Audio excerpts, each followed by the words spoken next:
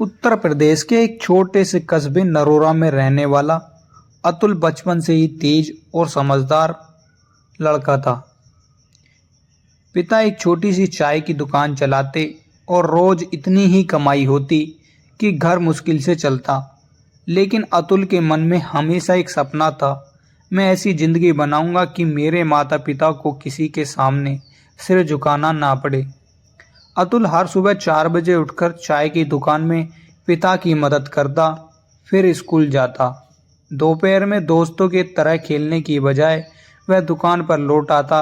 लोग मजाक उड़ाते, अरे पढ़ाई लिखाई छोड़ चाय बेचने वाला ही बनेगा। ये बातें उसके दिल पर लगती, लेकिन उसके पिता की थकी हुई आंखें देखकर उसके भीतर एक आग जल उठती। नहीं, मुझे अपनी कहानी बदलनी है। रात के 11 बजे जब दुकान बंद होती और पूरा कस्बा सो जाता, अतुल स्ट्रीट लाइट के नीचे बैठकर पढ़ाई करता।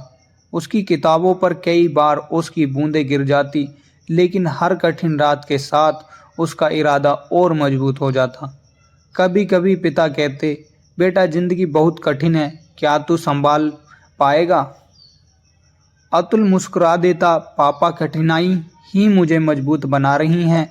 12वीं बोर्ड के साल में उसके पिता की तबीयत अचानक बिगड़ गई। दुकान बंद करनी पड़ी, घर का खर्चा चलाना मुश्किल हो गया। कई रिश्तेदारों ने कहा, पढ़ाई छोड़ दे, काम कर। लेकिन अतुल ने खुद को टूटने नहीं दिया। वह सुबह अखबार बांटने लगा और शाम को एक स्टेशनरी दुकान में पार्ट टाइम काम करता। थकावट से कई बार उसकी आंखें बंद हो जाती, लेकिन वह फिर खुद को जाकर कहता, थकेगा शरीर नहीं थकेगा सपना। अंततः बोर्ड के नतीजे आए। अतुल ने पूरे जिले में टॉप किया। अखबारों में उसका नाम छपा, स्कूल में उसका सम्मान हुआ। उस दिन उसके पिता की आंखों में गर्व के आंसू थे। अतुल ने पिता का हाथ पकड़कर कहा, पापा यह शुरुआत है, मंजिल अभी बहुत दूर है। अतुल ने स्कॉलरशिप लेकर इंजीनियरिंग कॉलेज में दाखिला लिया।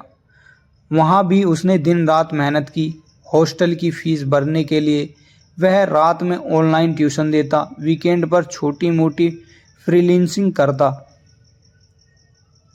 जब दोस्त घूमते फिरते, वह लाइब्रेरी में बैठा भविष्य को गढ़ रहा होता। कॉलेज खत्म होने पर उसने कई कंपनियों में इंटरव्यू दिए।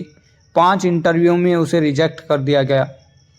लोग फिर बोलने लगे, शायद किस्मत ही खराब है इसकी।